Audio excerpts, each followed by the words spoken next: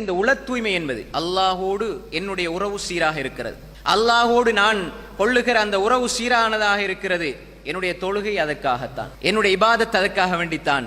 அதனால தான் அல்லாஹ் சொல்கின்றான், குல் இன்ன ஸலாத்தி வ நுசுகி வ மஹ்யாய வ மமாத்தி லில்லாஹி ரப்பில் ஆலமீன் லா ஷரீக லஹ் வ பிதாலிக உமிர்து வ அன அவ்வலுல் முஸ்லிமீன்.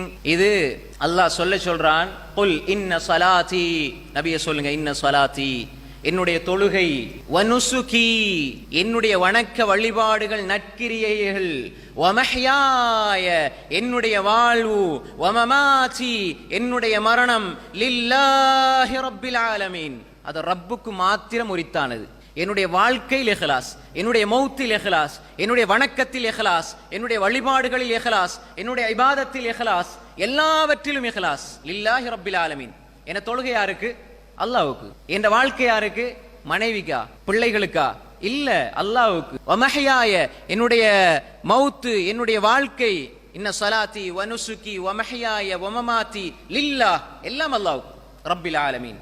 அகிலங்களை படைத்து பரிபாலிக்கிற, ரட்சிக்கிற, சிருஷ்டிக்கிற, போஷிக்கிற, உணவு கொடுக்கிற ரப்பில் ஆலமீனுக்கு லா ஷரீக லஹு, அதுல இணை துணை யாருக்கும் கிடையாது.